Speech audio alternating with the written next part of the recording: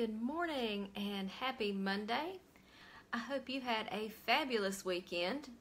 We've had a return of the summer warm and humidity, so it was one of those muggy Monday mornings when you walk out the door and it feels like the air weighs about 10 pounds. So not to start off the day whining, but it was a pretty hard morning to get out there and run. But I have had my morning exercise, dressed down to the shoes, and moving along with my morning routine. The boys are starting up with their schoolwork, and my zone mission today is one that I want you to do. Just spend 5 to 10 minutes doing it, but it will help you. You'll feel great about how your kitchen starts looking. So today I want you to declutter those countertops.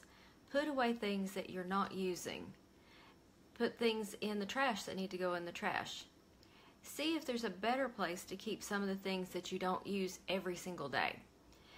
It will take me probably about 5 minutes to get my kitchen counters back to what they normally are, because on Sundays, things tend to land on those flat surfaces, and I don't deal with them very much on Sundays. I had a nice Sunday afternoon nap yesterday, and I didn't do any decluttering.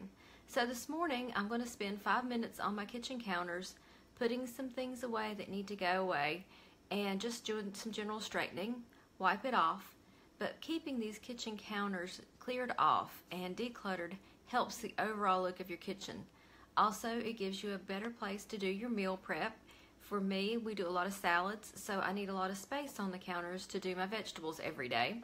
So it helps me not only to have a nice looking kitchen to have the counters cleared off, but it gives me better workspace. And I talked a lot about this on the blog this morning. There are things that you've got sitting on your counters that you're not using, or you're not using effectively. Look and see if there's a different place where those things will fit. And if you are using them daily, make sure they're in the best place possible. I use my Instapot regularly, but it stays in the kitchen cabinet down below, out of the way, and then we just take it out when we need it. The other thing, though, is my KitchenAid mixer is so heavy that I don't move it up and down out of a cabinet because of the weight of it. And I don't use the KitchenAid every day, but we use it several times a week. So I weigh the things that are more difficult to move with the things that I use all the time. When I decluttered my counters, I put my dish drainer under the sink. I had cleaned out under there, and there are a few things I hand wash every day that need to drip dry, but I don't need that sitting on my kitchen counter to do that. So that also helps. Good morning, Britt. Thanks for joining me today. It's the month of October, so our mission that we're doing every single day is to declutter paper. Most of us have problems with paper, so it's a good reminder for us to be in that daily habit of decluttering paper and moving it along and out of our house or into the proper files. So I have Saturday's mail that I didn't deal with because I was busy painting my bedroom and finishing up the trim. So today I need to go through my mail from Saturday and file papers and take care of that. So it won't take me but 5 minutes to do that, and it's not in any way a big problem. But if I pushed off today's mail with Saturday's mail and it kept building up, by Friday I would have a big pile and it would take me 15 or 20 minutes. So today I'm going to spend the 5 minutes dealing with the mail, taking care of the paper. I'm also going to work on finishing up my bedroom project. As I just mentioned, I finished painting on Saturday, got the trim work done. So now it's time to put my bedroom back together. And for those of you watching who are perfectionists, it would drive you crazy to split a project like this up over several weeks like I've done.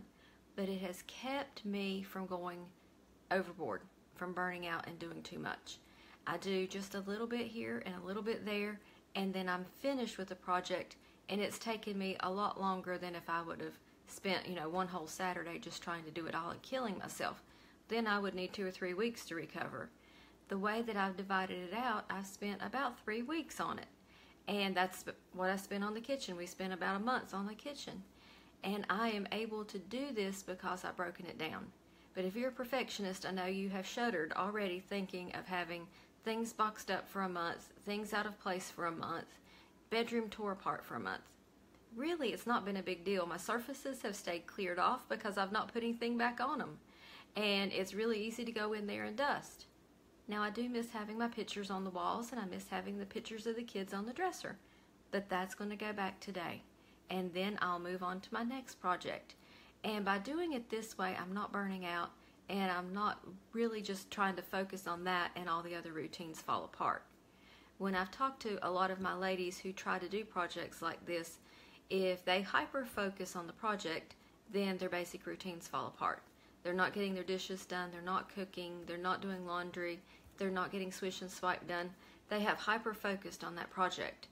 For me, I've kept all my routines going, I've kept my exercise going, I've kept schoolwork going, and I've been able to redo my bedroom and redo my kitchen.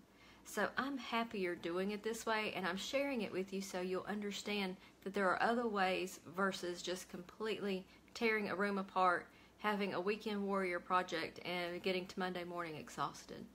There are better ways to do these projects, and it doesn't matter if it takes a little longer if you've spread it out over several weeks. It still gets done, and you're still going to enjoy the end result. So, I hope you have a fantastic week. Take a look at that menu plan. It's Monday. Do you have a menu plan for the week? Do you have your groceries? Let's make sure we have those in place.